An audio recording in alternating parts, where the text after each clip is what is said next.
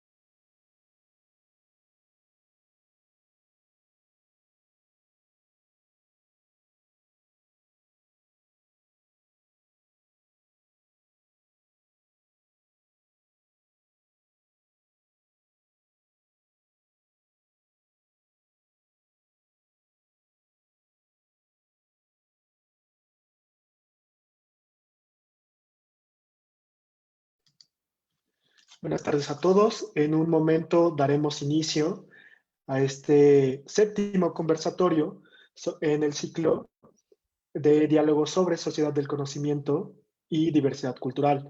En un momento daremos inicio. Gracias.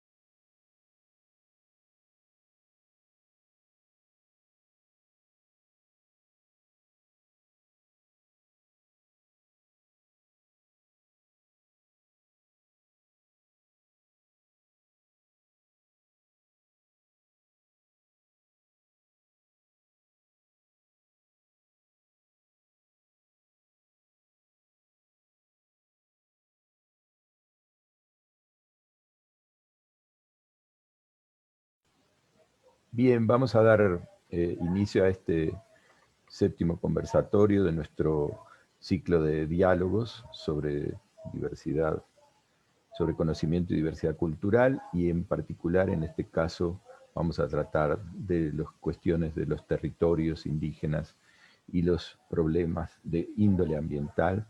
Tenemos entonces con nosotros a Ricardo Tránsito, que ha coordinado este ciclo desde el primero hasta este séptimo conversatorio, que será el último de la serie, y yo le voy a pedir por favor a Ricardo que presente a nuestros participantes, al público que nos está siguiendo por Facebook. Ricardo, te agradezco nuevamente el haber hecho este gran esfuerzo por traer temas tan importantes y muchas veces tan poco visibles al público que nos sigue a través de nuestras redes sociales.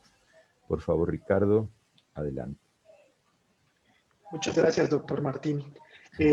Justamente les agradecemos a todas y a todos quienes nos siguen en esta transmisión en la última edición de este ciclo en esta primera temporada. El día de hoy hablaremos del tema territorios indígenas y luchas ambientales durante la COVID-19. Para ello nos acompañan dos expertos en este tema quienes a continuación hablaré de su semblanza curricular. Por un lado, presento a Paula Zuleta, abogada licanantay, postulante al máster en resolución de conflictos y mediación por la UNINI en México. Cuenta con un diplomado de la Universidad de Chile en género, etnicidad, política pública y derecho ambiental indígena. Es socia de ABOFEM, Abogadas Feministas, y ABOIN, Abogadas Indígenas, de Chile. Cuenta con una consultoría en donde se dedican a la defensa de derechos ambientales e indígenas y cuenta con un título de experta en pueblos indígenas, derechos humanos y cooperación internacional en la Universidad Carlos III de Madrid, en conjunción con la Universidad Indígena en Bolivia. Por otro lado, nos acompaña Edgar Adrián Mesa Mendoza, quien durante 6 años se ha especializado en Derecho Agrario, tanto en la administración pública como en la iniciativa privada y con organizaciones de la sociedad civil. También se ha desempeñado como ensayista, traductor, músico y tallerista en lengua náhuatl. Formó parte del Congreso Municipal de Pueblos Nahuas del estado de Oaxaca y ha impulsado diferentes talleres. Su obra se encuentra presentada en diferentes recintos, tanto de la UNAM como del INBA, y el día de hoy nos acompañan en este evento. Muchas gracias por su participación. La dinámica del conversatorio se va a desarrollar en 3 ejes que ha sido la guía de estos conversatorios, ¿no? Por un lado, se va a desmenuzar qué es lo que está ocurriendo en el contexto de las luchas territoriales y ambientales ante la COVID en estos momentos. Por otro lado, cuáles derechos de los pueblos indígenas están siendo vulnerados ante esta situación. Y por último, qué nos depara el futuro respecto de las luchas ambientales en la región. A manera de apertura, quiero señalar que la escalada de dificultades que millones de personas que pertenecen a pueblos y comunidades indígenas y que enfrentan alrededor del mundo es impactante. Ello nos habla de que muchos de los problemas en materia de territorios más bien conlleva un desplazamiento o un desalojo de las personas que viven en territorios donde existen ciertas condiciones que los obligan a salir de sus territorios, más que nada por actividades externas a ellos, como puede ser la minería, la construcción de carreteras, los megaproyectos, entre otros. Esto lo que representa es la muerte de diferentes derechos, pero también de la vida cultural de los pueblos que se encuentran en esas localidades. La enorme desigualdad con la que viven los pueblos y comunidades indígenas de la región y los no indígenas también se traducen en una diversidad de vulneraciones a sus derechos humanos. La falta de reconocimiento legal de sus derechos sobre tierras y territorios representa hoy en día una de las principales causas de vulneración y de luchas de estos pueblos por su reconocimiento. Ahora quiero preguntarle a Edgar si nos podrías comentar cuál es el contexto de las luchas territoriales hoy en día en México y en estos tiempos de la COVID. Telitech, Tlaxcamachiliamiec, Ricardo, doctor Martín, Paula, Nopapaquiliscayot, Initen, Maine. Muchas gracias por dejarme estar aquí. Les agradezco mucho a ustedes por permitir este espacio de diálogo para la palabra. Y me siento con el compromiso y con el deber de exponer lo que está pasando aquí en parte en México y específicamente de la comunidad de la que soy originario, que es San Agustín Amatengo, un municipio ubicado en los valles centrales del estado de Oaxaca. Y que de manera poco agraciada, poco fortuita, en los últimos años se ha visto inmerso en este tipo de peleas o de cuestiones ambientales relacionadas con el territorio, en donde se implican los intereses de empresas mineras, especialmente canadienses. Bueno, pues atendiendo la pregunta, siempre he considerado que son 3 los factores primordiales que afectan a nuestros pueblos, ¿saben? El primero de ellos creo que es esta crisis en la que se envuelve el 2020 y en la que se envuelve la pandemia, esta crisis económica, social, pero más acentuada en lo económico y que se ve reflejado, digamos, en este juego del capitalismo, vaya, de pensar que la crisis da lugar a la oportunidad porque puedes encontrar tierras más baratas. Y eso lo he visto, digamos, en un primer acercamiento con mi pueblo y con otros pueblos, especialmente de Morelos. Y esto se ve en aspectos bien pequeñitos, súper pequeñitos, desde unas negociaciones que establece el gobierno federal con ejidos o con comunidades, muchas veces indígenas, para acceder a tierras, para poner bancos en donde se les puedan dar, dicen ellos, los recursos de manera más fácil, pero que en realidad son pues un tipo de contratos un tanto leoninos, porque el gobierno está pidiéndoles la tierra para darles algo que les corresponde a ellos, estas personas que forman parte de estos colectivos indígenas. Y también otro punto importante de este aspecto internacional es el que implica los intereses internacionales, porque he visto últimamente y hemos notado en la asociación en la que estuve colaborando estos últimos 11 meses, el denominado colectivo Ashley, que se dedica a asesorar personas indígenas pro bono, es decir, sin ningún costo.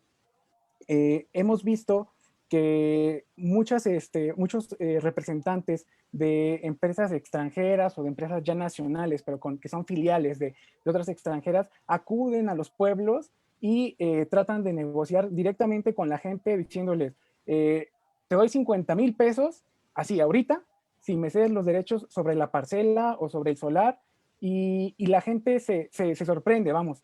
Estamos en una crisis, como lo he estado comentando, sobre todo económica, y entonces al ver esa cantidad de dinero, muchas veces se consideran ellos que, bueno, que es una cantidad pues inmensa, vaya, que nunca han visto en la vida y que quizá nunca vayan a ver, y ceden los derechos.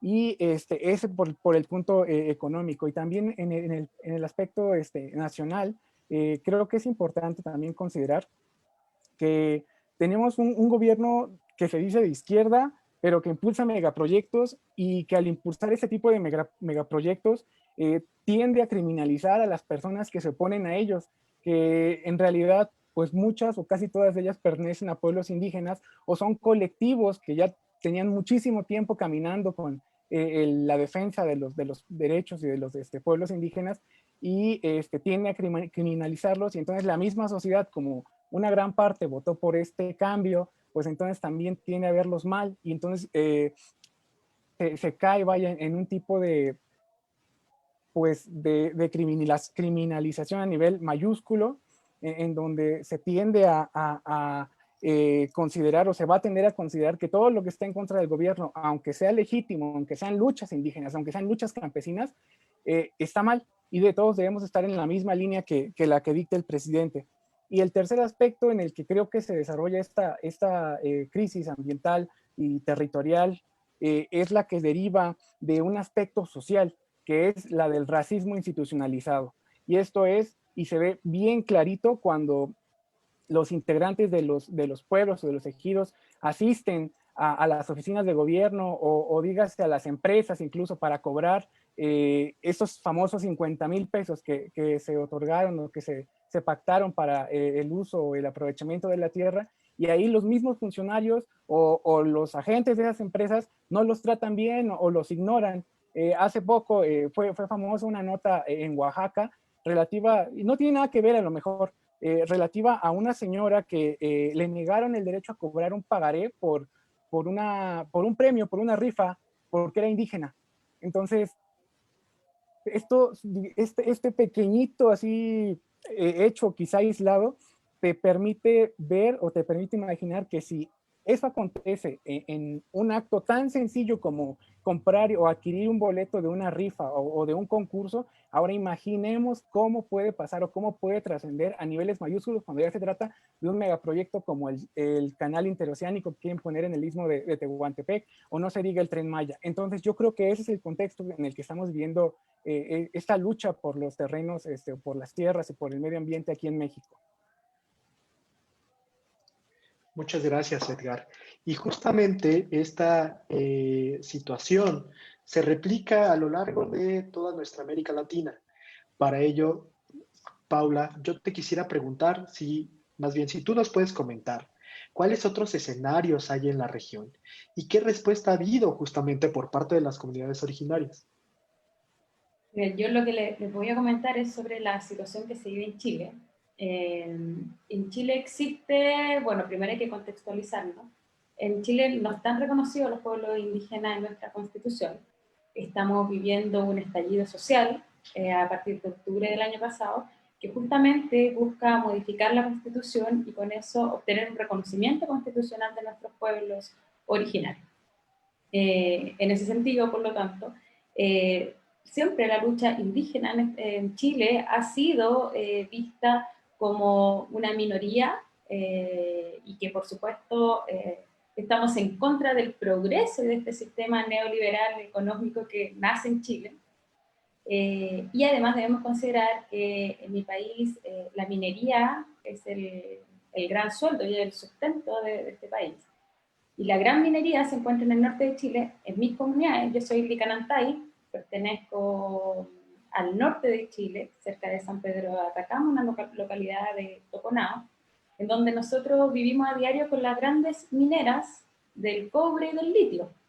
El litio, que es el nuevo oro de Chile, y bueno, y que se encuentra en nuestro territorio, de manera que ha sido una lucha constante, sin tener un reconocimiento constitucional, y tratando nosotros, por lo menos, el gobierno de Chile ratificó el convenio 169 y es el instrumento que nos ha servido como para, por lo menos, a pedir el respeto al derecho a la consulta.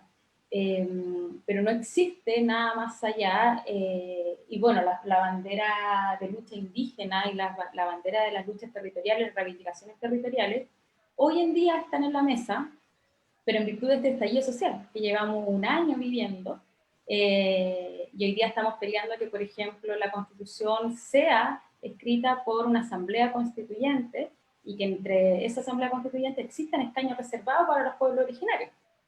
Lo que todavía no ha sido aprobado, el plebiscito va a ser en abril, todavía estamos ahí viendo cómo, perdón, ya en abril comienza este tema de escoger a los constituyentes, todavía no sabemos si vamos a tener o no nosotros como pueblo originario vamos a tener estos derechos. Entonces, en ese contexto, les explico que la lucha ambiental o territorial de los pueblos originarios en Chile es muy difícil. Tenemos que, con lo que tenemos, tratar de buscar y con lo que nos apoya desde el derecho internacional, pero no existe compromiso tampoco ni voluntad política, y tal como decía Edgar, tuvimos 30 años de gobierno de izquierda, ahora estamos con gobiernos de derecha, y la dinámica ha sido la misma, o sea, no ha existido una real intención, ni de izquierda ni de derecha en algún momento de generar una instancia, por ejemplo, un reconocimiento constitucional que hoy día por fin, por lo menos, se abre ante esa posibilidad. Nosotros, en mi comunidad, nosotros tenemos demandas territoriales, reivindicaciones territoriales, que los expedientes llevan años siendo tramitados en bienes nacionales para que se nos reconozcan el derecho sobre esas tierras. Y hasta la fecha depende de la voluntad política que exista. Claro, entendemos de que en nuestros territorios está la minería, está el agua. No sé si ustedes saben, Chile es el único país del mundo donde el agua es privada. O sea, en Chile existe lo que se denomina el derecho a aprovechamiento de agua, y es un derecho constitucional, está en la Constitución establecido. Entonces, hoy día estamos con problemas graves con el agua, con los territorios. Yo hablo desde mis comunidades del norte, pero en las comunidades del sur, los hermanos mapuche, ellos también tienen sus propias luchas medioambientales con las termoeléctricas, las reforestaciones, o sea, tienen una serie de temas también graves, pero la de nosotros del norte, como les digo, derechamente se basan en cuanto al sistema extractivista de las mineras. Entonces, cuando uno se consulta y dice, ¿qué vamos a hacer? O sea, acá tenemos un poder político, un gobierno, un país entero incluso que vive de eso. Entonces, ¿en qué minuto van a darle cabida a la demanda indígena territorial que se encuentra en la zona? Lo que también, por lo tanto, nos ha obligado a sentarnos a conversar. Hemos tenido negociaciones con lo encargado de los relacionamientos comunitarios de las mineras, a fin de ver de qué manera, o sea, nosotros como indígenas no nos oponemos al desarrollo, nunca nos hemos opuesto, pero la idea es que este sea lo más sustentable posible y que no se nos afecte, y si lo hacen en nuestro territorio, que sea por lo menos con el respeto a nuestra calidad de vida, que no nos contaminen las aguas, que no nos contaminen la tierra. O sea, hay un dicho, un abuelo siempre decía, usted ve acá lo que hay, ve que hay tanto movimiento, tanto mineral, una tierra tan fructífera, ¿y sabe lo que va a haber acá en 50 años más? No va a haber nadie, lo único que va a haber va a estar el hoyo, sin ningún árbol, todo seco, y lo único que van a estar acá con la lucha van a ser los indígenas. Entonces, ese es el contexto que quiero que entiendan cuando hablemos de Chile. Es un escenario complejo a nivel institucional y a nivel lucha propiamente tal en tribunales es aún más complejo. Tenemos un sistema de evaluación de impactos ambientales, tenemos una superintendencia de medio ambiente, tenemos todo nuevo. Estaba hablando de una institucionalidad ambiental que nos lleva más de 20 años, o sea, tribunales ambientales que en mi región llevan operando 2 o 3 años. Pero ¿qué pasa? Que cuando llegamos a tener estas luchas medioambientales en tribunales, nos encontramos con todo un staff de abogados financiados, por supuesto, por la minera, con muchos recursos, con todo, y los que trabajamos en las comunidades, que con los recursos que tenemos, que nos podemos conseguir, tenemos que presentar pruebas y tratar, o sea, no existe ni siquiera una defensoría ambiental pública, por último, donde uno pudiese iniciar una causa ambiental. O sea, eso acá en Chile no existe. O sea, si usted quiere demandar una causa ambiental, usted tiene que tener sus abogados, ver sus medios de prueba y ver cómo romperse. O sea, hay una inequidad inexplicable ante la posibilidad de llevar a cabo una denuncia. No por menos, Chile no ratificó el acuerdo de Escazú. Y ahí es donde nos preguntamos por qué no. O sea, Escazú es una iniciativa que parte del gobierno de Chile y no fue ratificado por Chile.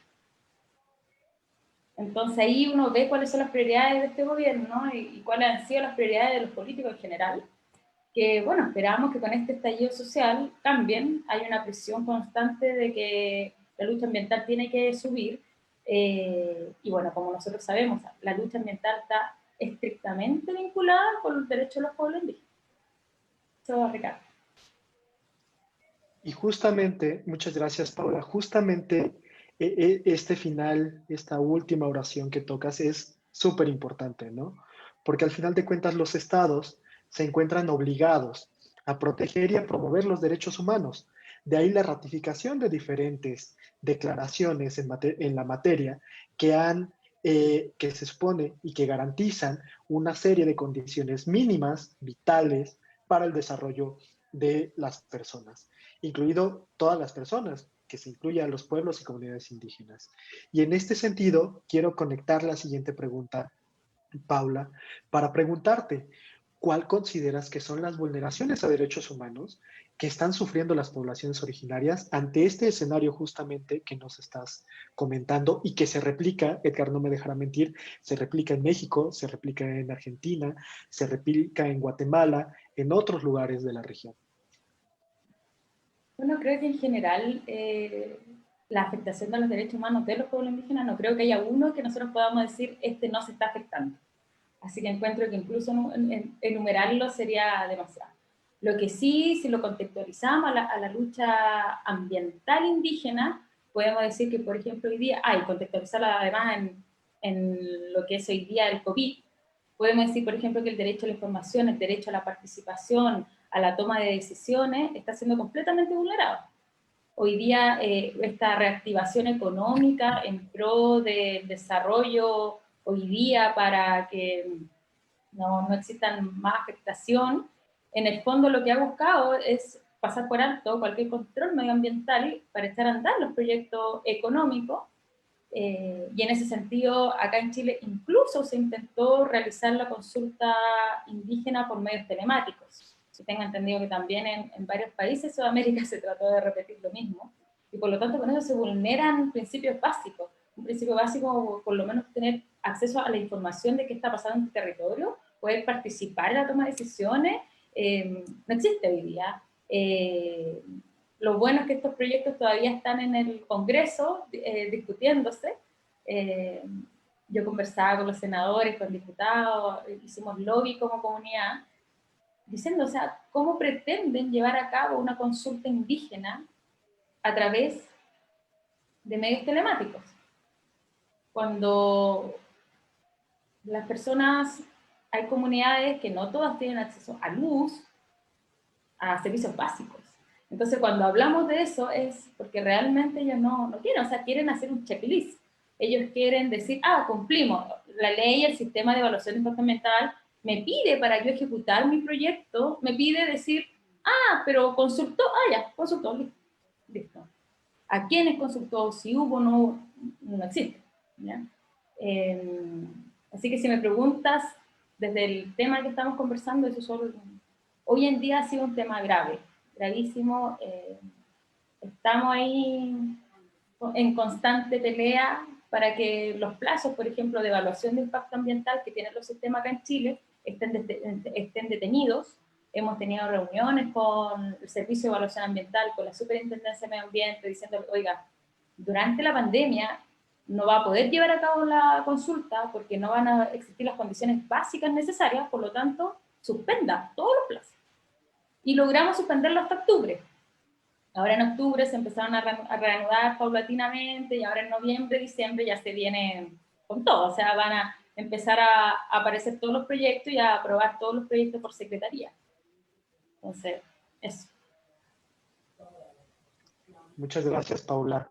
Y ahora, Edgar, en colaboración con esto que también menciona Paula, ¿tú cuáles consideras que son los riesgos adicionales que están sufriendo también las poblaciones, pero ahora en nuestro país, por ejemplo?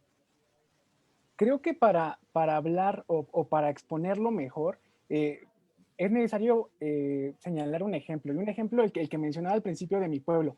Esto pasó en marzo de este año. Por ahí de mediados de marzo, una persona le comentó a otra en el kiosco de ahí del pueblo que había visto a unos hombres que se estaban metiendo a las tierras por el límite de otro ejido. Nuestro ejido, nuestro pueblo se llama San Agustín de Amatengo, y ellos decían que se estaban metiendo por el rumbo de la compañía. Con la compañía siempre ha existido un problema de linderos que es ya, yo creo que incluso hasta milenario, entre pueblos nahuas y zapotecos, y se hizo normal. Pero aconteció que después otra persona vio otro día a esas mismas personas extrañas en una camioneta con un logo, no supo qué decía ese logo, pero entonces ya se hizo raro y lo volvió a comentar, donde todos los abuelos o la gente se reúne ahí en el pueblo, que es en el kiosco. Entonces, esto llegó de boca en boca y llegó a la casa de mi abuela. Tuve la oportunidad de hablar con ella, estamos en contacto para saber cómo está la vida por allá, para también saber cómo está su salud, y ella me comentó esto. Entonces, pregunté más, le indagué y le dije, bueno, ¿y quién sabe más, no? ¿Con quién puedo hablar este tema con mayor profundidad? Y me dijo, no, pues ahí con tío Leovigildo, ¿no?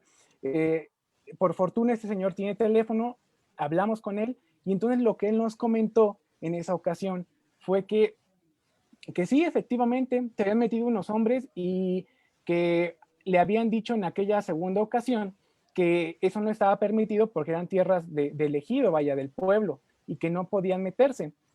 Lo que prosiguió a esto fue que los invitaron a irse y esta gente, con un muy mal carácter, les dijo que ellos tenían el permiso de la Secretaría de Economía, de la Dirección de Minas, para meterse en las tierras porque esa tierra estaba concesionada. Y entonces ahí ya nos cayó a todos un balde de agua fría porque no sabíamos, nunca se supo, nunca hubo un procedimiento ni de consulta, nunca hubo un procedimiento ni siquiera ni administrativo porque no están los expedientes. Y entonces estas personas con esta excusa se estaban metiendo a las tierras, al territorio. ¿Qué prosiguió? Bueno, pues desde marzo, de finales de marzo de este año, presentamos una promoción, una solicitud de información ante Transparencia, el Instituto Nacional de Transparencia, que fue contestada hace poquito, ¿qué fue? El 20 de septiembre de este año. 6 meses nada más se tardaron en contestarnos. Y bueno, ¿por qué creo? Lo voy a dejar hasta ahí, la conclusión quizás la diga después, qué pasó después, qué nos respondieron. Y quiero, más bien quise exponer este ejemplo porque aquí se ven muchísimas transgresiones a los derechos de los pueblos y las comunidades indígenas. La primera de ellas es la falta de información respecto de las acciones que están implementando particulares en los territorios, que eso debía estar sujeto primero a consulta y después a una información, o de menos un aviso, que se nos avise que van a estar pasando por ahí. Bueno, si ya no fuimos parte del procedimiento, de menos saber que existió, ¿no? El segundo punto es el acceso a solicitar la información relativo a esos expedientes. ¿Y cómo es esto? Esto se relaciona mucho con la lengua. ¿Por qué? Porque esta persona en mi comunidad la divide un río. De un lado eran zapotecos en la anterioridad y del otro quedamos nahuas. Entonces, del lado de los zapotecos ya nadie habla zapoteco o dicen que no hablan zapoteco. Y del lado de mi pueblo, de mi barrio, que es el barrio de la Soledad, hay personas que hablamos todavía el náhuatl. Bueno, pues tocó que la persona que vio en primera instancia a estos sujetos es hablante y es monolingüe del náhuatl. Entonces, para acceder a la información, ¿cómo la tiene que presentar? Pues bueno, en la página del Instituto Nacional de Transparencia te establece un formulario que está en castellano. Ahí hay un derecho súper básico que está siendo transgredido y que es el derecho a que los formularios para acceder a la solicitud de transparencia estén traducidos en las lenguas originarias, sobre todo para las personas que son monolingües. Bueno, ¿qué sigue después? Los plazos.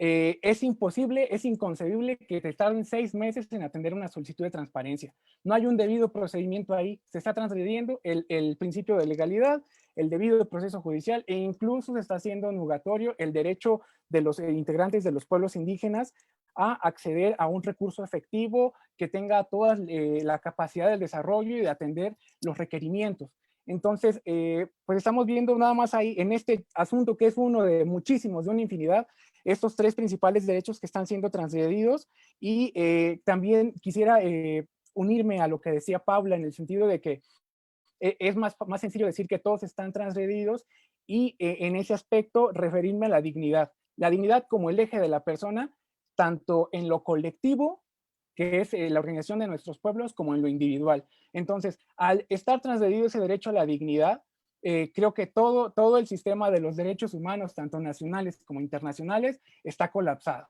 se está haciendo nugatorio. Y en ese mismo sentido, quería terminar con que aquí en México tenemos muchas leyes, nos gusta hacer leyes de todo. Tenemos una ley nacional de derechos lingüísticos, pero no sirve de nada porque la aplicación es vana, o sea, están cumpliendo con cuotas. Los legisladores cuando hicieron esta ley, lo hicieron con el único objeto de cumplir la cuota de decir, somos incluyentes. Y tan incluyentes somos que los derechos, tú puedes hablar tu lengua y está en la ley, y ahora con la reforma, me parece que es de hace unos días, la semana pasada de noviembre, ahora ya constitucionalmente las lenguas están reconocidas y son lenguas nacionales a nivel constitucional. Eso no tiene ningún efecto. ¿Por qué? Porque el racismo está tan institucionalizado a nivel de la sociedad que pues eso va a quedar únicamente como un logro del legislador el imponerlo ahí, pero en la realidad, en la sociedad, siempre va a existir ese rechazo y siempre va a existir ese señalamiento a quien hable una lengua indígena. Y eso se puede ver nada más, vayamos a los mercados, no nos vayamos tan lejos, a los mercados donde vendan las señoras y vamos a ver si no hay una persona que se empiece a burlar de ellas. Ay, es que está hablando el dialecto o no habla el dialecto, ¿no? Es increíble, vaya, o sea, no importa que tengamos la ley, lo importante es la aplicación y hacerla efectiva, pero no deriva de únicamente un enfoque legalista, sino es una cuestión social, es un cambio de paradigma, pero a nivel social. Justamente esto que mencionas de la reforma que se publicó el 18 de noviembre va a ser justamente un nuevo reto en toda esta situación de cómo el aparato institucional del Estado mexicano va realmente a poder adoptar las 68 idiomas indígenas que se hablan con sus diferentes variantes. A ver qué tal sucede eso. Pero bueno, ahora pasemos al tercer bloque, en el cual ya hemos visto que existe una serie de riesgos y peligros y a su vez vulnerabilidades que se han desarrollado a lo largo de la historia de los pueblos y comunidades indígenas, pero que hoy en día con la COVID se han profundizado y se han maximizado. Justo ante esta situación y ante un contexto tan adverso, es cuando también debemos pensar hacia el futuro, cuáles serán las nuevas y mejores formas de atacar estas situaciones que producen efectos en nuestras sociedades que la dividen y preservan estereotipos y situaciones de desigualdad. En este sentido, Paula, te quisiera preguntar, con todo este panorama que hemos desarrollado y que hemos platicado en estos minutos, ¿tú cuál consideras que es el papel de las mujeres en las luchas territoriales y ambientales que están sucediendo? Bueno, al igual que recién, debemos partir de la base que en general las mujeres indígenas nos hemos encontrado expuestas a diversas formas de violencia en el mismo marco de los conflictos socioambientales.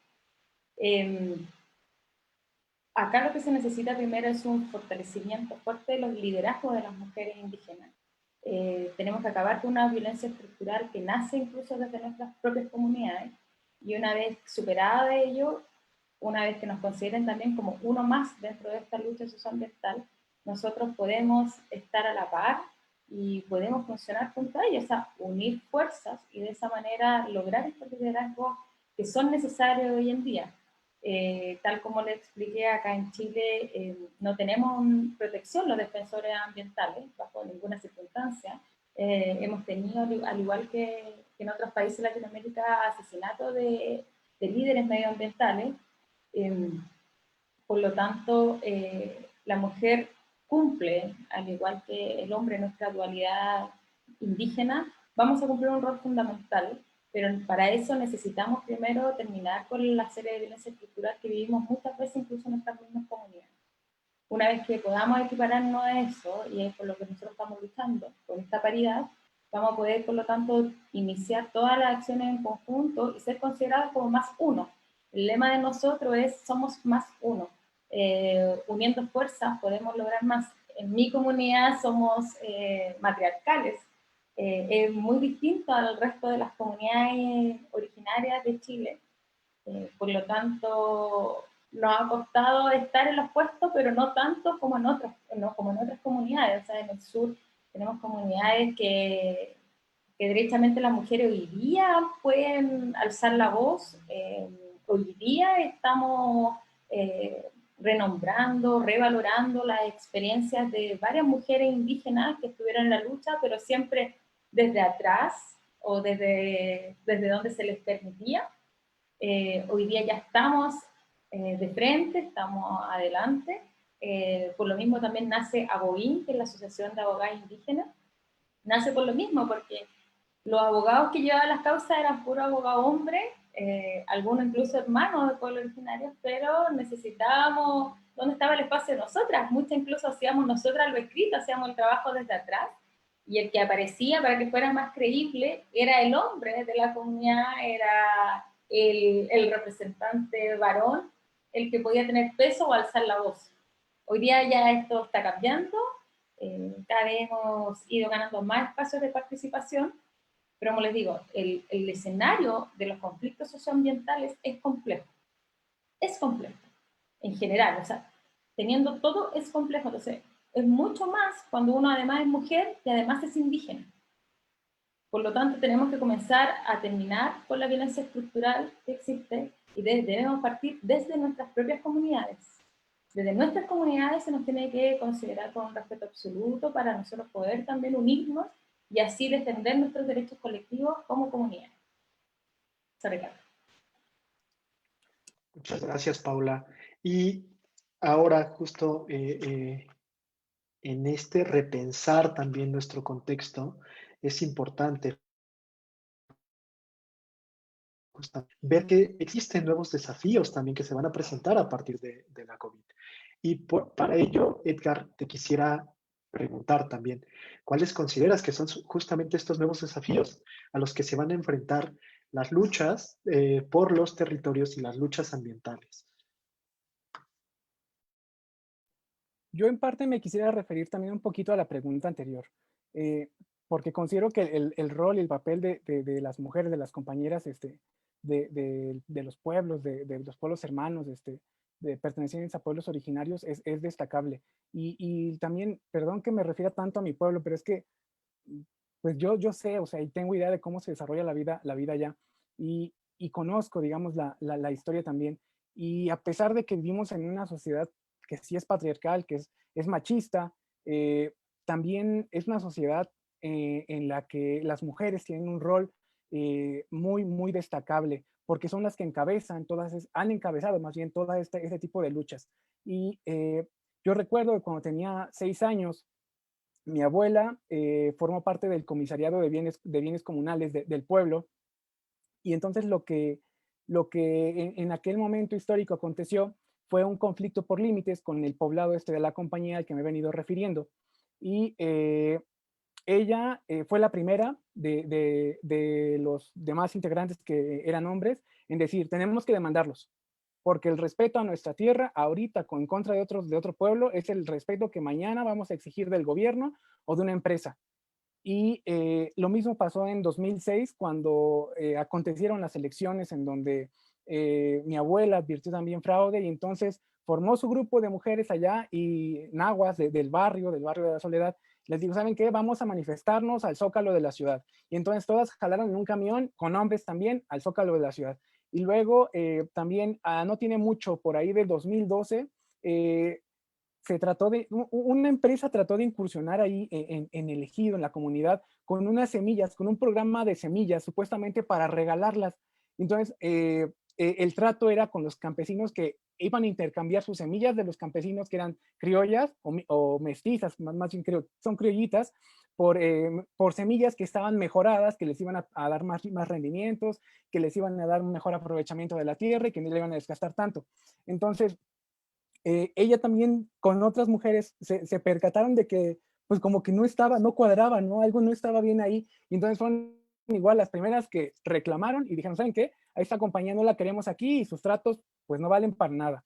Y actualmente también pues es una persona muy movida, vaya, y ese es el lugar, digamos, en el que siempre yo considero que está la mujer en los pueblos, ¿no? Con un papel muy destacado y luchando también, como dice Paula, entre las dos trincheras, entre el machismo estructural también de los mismos pueblos y con los abusos de los externos, ¿no?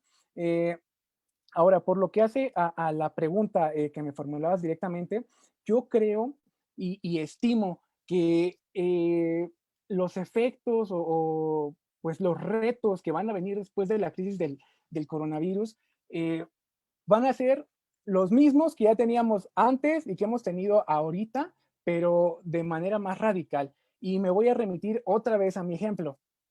Bueno, para esto me voy a servir compartir la pantalla.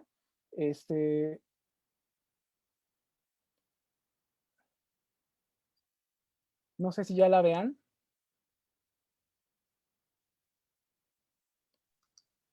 Se ve tu página de Zoom. Sí, muy bien. Pues Ya. miren, se ve ya el plano del municipio de mi comunidad.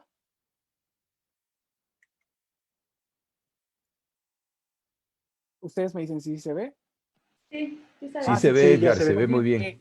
Los límites están marcados en naranja y podemos ver arriba lo que yo mencionaba, la vecina comunidad de la compañía, una ciudad grande que es la ciudad de Jutla de Crespo, abajo un pueblo importante también que es Yogana y del lado izquierdo un pueblo llamado Sola de Vega, San Pedro Sola, que tiene una importante reserva mineral aquí en este monte que podemos ver aquí del lado izquierdo. Bueno, pues pedimos la solicitud de transparencia y nos respondieron en septiembre, a mediados de septiembre, en las instituciones del Estado, y nos respondieron que efectivamente había concesiones y que había 18 concesiones en el área de nuestro pueblo. Les mencionaba, esto nos cayó como un balde de agua fría y después le dijimos, bueno, entonces infórmanos dónde están las concesiones para ver si sí afectan nuestras tierras y ya de ahí vemos qué hacemos, ¿no? Cómo nos movemos como colectivo, como comunidad. Y lo que nos dijeron, bueno, pues en un inicio nos proporcionaron un mapa, no sé si se vea también ahorita, estoy compartiéndolo. No, a ver. Te quedó abajo, me parece, a la izquierda en mi pantalla. Ahí está. Sí, perfectísimo. Muy bien, pues nos proporcionó la Dirección de Minas y de la Secretaría de Economía este plano en donde está igual el terreno del ejido y podemos ver de la comunidad donde no hay ninguna concesión minera, pero hacemos un poco más grande el mapa y vemos que el terreno concesionado pues es todo el que está el circunvecino, vaya. Entonces tenemos una gran preocupación por todo tipo de impactos que pueden derivar de esto, porque ni siquiera teníamos conocimiento. En un inicio ni siquiera fuimos informados de los procedimientos, no se nos consultó y nos afecta, claro que nos afecta, porque es muy sencillo para las autoridades decir, como en esta ocasión fue, pero no te afecta. O sea, sí hay condiciones mineras, pero creemos que no es de importancia porque no están en tu territorio. Pero lo que dejan de observar es que justamente a la mitad del pueblo, por aquí, se ve el cursor en el mapa, pues pasa un río y el río pasa por donde están las concesiones mineras. Entonces es terrible, es una atrocidad lo que están haciendo con las tierras y las concesiones mineras. Y bueno, esta fue una parte de la respuesta que nos dieron. Sí nos señalaron el nombre de las concesiones, de hecho aquí están abajo, y la ubicación. Pero en la otra parte de la respuesta, del catastro de minas, que lleva todo el registro, la actualización de las minas, los funcionarios de esa organización, de ese órgano, nos dijeron que no nos podían dar información porque había un procedimiento específico y que teníamos que pagar una cantidad de 178 pesos. O sea, cuando nosotros en nuestra solicitud habíamos mencionado que pertenecemos a una clase que es vulnerable, cuando solicitamos la exención del costo y cuando solicitamos también que se nos supliera la deficiencia. Y esto último es muy importante porque pareciera que la Secretaría de Economía, por conducto de esta Dirección de Minas, nos está diciendo, o sea, nos está aplicando una norma de estricto derecho cuando somos un ente de la sociedad beneficiado por la suplencia. Entonces, les mencionaba, creo que los efectos a futuro van a ser los que ya hemos vivido en el pasado y que estamos sufriendo actualmente, pero más recrudecidos y con este riesgo inminente de que no sepamos en qué momento se nos afectó y que por ende cuando ya querramos actuar ya tengamos la máquina que está haciendo el hoyo para sacar el mineral. Entonces es súper preocupante, es un aspecto que nos tiene mucha alarma y que estamos tomando ya algunas medidas, estamos pues llamando a las asambleas para que se determine qué se puede hacer y qué planes o más bien qué estrategia litigiosa se puede encaminar para lograr que se revierta esta situación. Y pues es todo. Bueno, yo creo que, digamos, es grave, vaya. Y a pesar de que pues no especifique ningún aspecto novedoso, creo que son los mismos, son los que siempre nos han causado todas las aversiones a nuestros pueblos. Muchas gracias, Edgar. Muchas gracias a ambos, a Paula, a Edgar. A continuación les leeré algunos comentarios que hay en nuestro Facebook acerca de esta transmisión. Se les felicita por la difusión del tema y por hablar de estos. Se le envían corazoncitos a Edgar. Se mandan saludos desde Huajuapan, Oaxaca. Y quisiera preguntarle, doctor Martín, si usted tiene también alguna reflexión en relación con esto. Gracias, Ricardo. Extraordinarias intervenciones muy ilustrativas de una cuestión que yo creo que está en el centro de lo que va a pasar después de la pandemia y que está en el centro de muchos asuntos a nivel internacional. Creo que lo que ustedes han planteado acá revela que hay una extensión de esto que Paula refirió como extractivismo y que toma, digamos, como punta de lanza estos territorios que son altamente relevantes desde el punto de vista de los minerales y yo adjuntaría también desde el punto de vista de la biodiversidad en muchos de estos territorios de los pueblos originarios. Y si nosotros pensamos un minuto, estos recursos que tienen que ver en particular con el litio y que tienen que ver con otros minerales y los que tienen que ver con la biodiversidad, esos recursos son parte del futuro de los próximos 30, 40, 50 años. Y esos recursos están concentrados en nuestras tierras latinoamericanas y en particular en aquellas que son detentadas por los pueblos originarios. Entonces, este va a ser un asunto de conflicto que trasciende obviamente la pandemia, que la pandemia ha agudizado, porque lo que ustedes están planteando de una manera muy clara es que muchos de los procedimientos, en virtud de que hay una pandemia, no se han seguido, se han detenido, han aparecido procedimientos legaloides para tratar de no resolver lo que hay que resolver.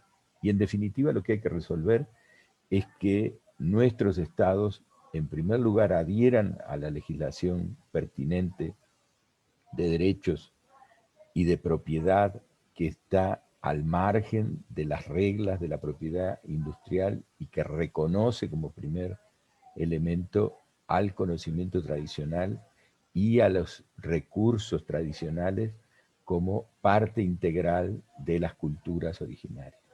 Y por lo tanto, que nos apartemos de una vez por todas de las legislaciones que favorecen de manera radical a estas compañías que vienen a invertir en nuestros territorios.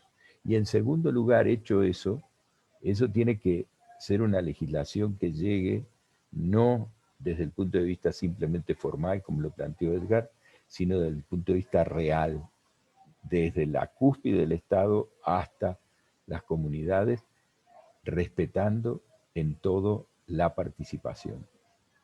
La participación de los pueblos yo creo que es el fundamento de su autonomía y es el fundamento de nuestras democracias. Y si eso no está en el centro, entonces vamos a vivir una situación terrible donde nuestros recursos para el futuro van a ser malbaratados, mal explotados, insosteniblemente desarrollados, en lugar de que favorezcan en primer lugar a los habitantes de donde están esos recursos y en segundo lugar a las entidades políticas donde están esos recursos, porque no es lo mismo estar en Oaxaca o en Atacama que estar en la Ciudad de México o en Santiago, y eso tiene que quedar muy claro.